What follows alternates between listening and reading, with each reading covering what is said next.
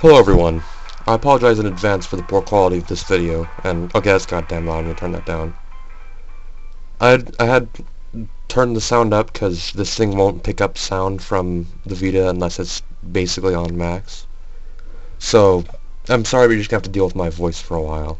I was asked by a good friend of mine to do a video of Persona 4 Golden's gameplay, and a huge part of the Persona series is the social links and time management and stuff. But that stuff's really too complicated for video, and that's something that you need to feel out on your own anyway. A big part of the game is getting into that and figuring out everything for yourself in that respect. So I'm just going to do a video on some of the dungeon going gameplay here. Um, yeah, my name's not Tiberius, by the way. I have a habit of naming characters ridiculous things, and for example, this guy is called Tiberius Slamhard, and the guy before him was Wigwam Longhut, and so forth. So there are different dungeons. As you go through the game, obviously, it's a bit of a dungeon crawler. And they're randomly generated, like a, I don't know, Pokemon Mystery Dungeon, except not awful. They're not these big, huge labyrinth thing, 99 floor things. This is the first one, and it's about, if I remember correctly, it's 8 floors, and 2 of them are story, where you don't have to spend 20 minutes looking through everything. And you can go through, and you go and you open doors, like that, and there are chests here that have items, obviously. And that's one of your main ways of getting new stuff, is you find them in chests. And you fight shadows in here like this. There's no random encounters in the game. You'll see every single,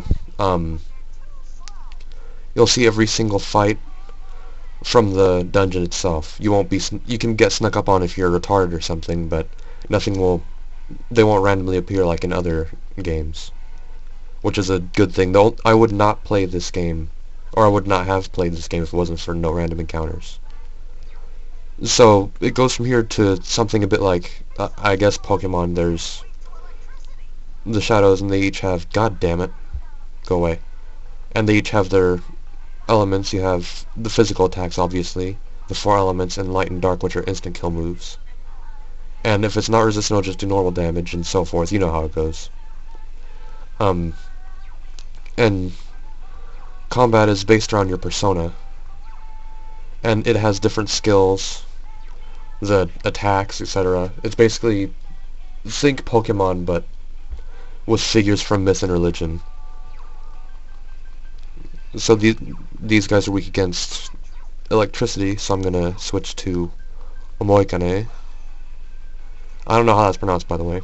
And we'll just zap it with... There you go! Omoikane. So I had it right. So I'll just fry these guys. And I think just a couple of fights is enough to demonstrate what I wanted to get across here. And you have your party members, and if I hadn't just blown through everything, you'd see you control them too. God! Okay, there it goes. That looked awful for a second. And you have shuffle time at the end. If you do really good, or if you end the fight with an all-out attack, I'll try to show that too. Or you just do really well in the fight, you'll end up with shuffle time, which you'll have 5 cards to choose from. You can't read it. I'll try to move this closer so you can see. So you can get a skill card, which will give you a skill to use. And if you use it on a persona, it'll get that skill, and it won't pass down, I don't think. But you can have any skill on any persona, I believe.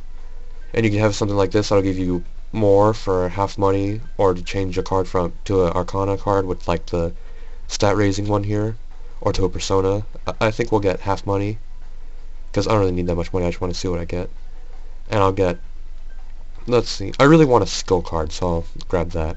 And I'll change one more of the cards to the persona, and change that one, Apsaris. I'll see if I have it already. Nope. And you go through everything. And if I'd somehow been able to get all the cards there, then I would have gotten, I can't remember what it's called actually, but if you get all the cards, then you're guaranteed in your next fight, to get shuffle time, and get an extra 2 cards to choose from right at the start. If you can see the dot right there, that's the recording light from the 3DS. Wow, that looks awful. I'm really sorry for that. I hope it quits bugging out, because that is just terrifying. Wow. It does not look like that, I promise. It looks so much better. So we'll go through here. Let's try to find a shadow. Oh, we found the stairs. We can go up, but let's not do that. Okay, I think that's enough for now. So yeah, and then the next part up here is something I'm also going to demonstrate with my new persona that I acquired.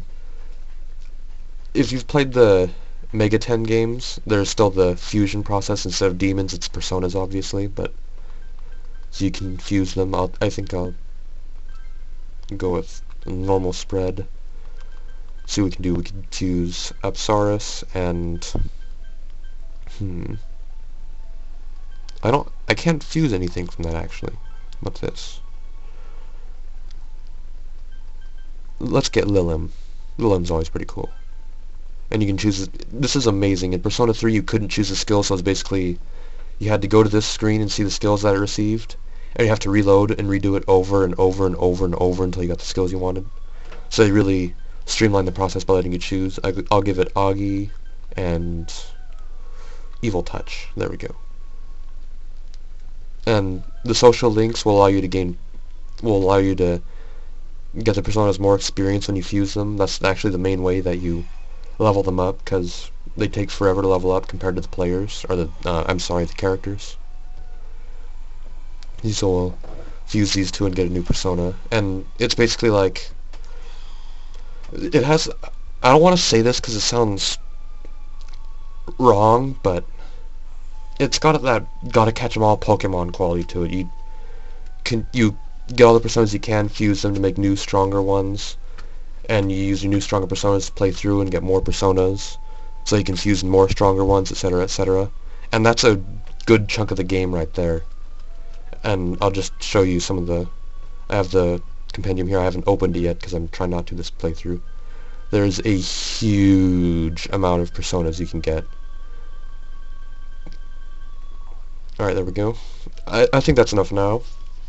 I apologize again for the poor quality of this video, especially the astonishingly poor ability for the camera to focus in on things and color everything right. So, thank you for watching. I hope you enjoyed it, and I hope it was informative to the person that I made it for.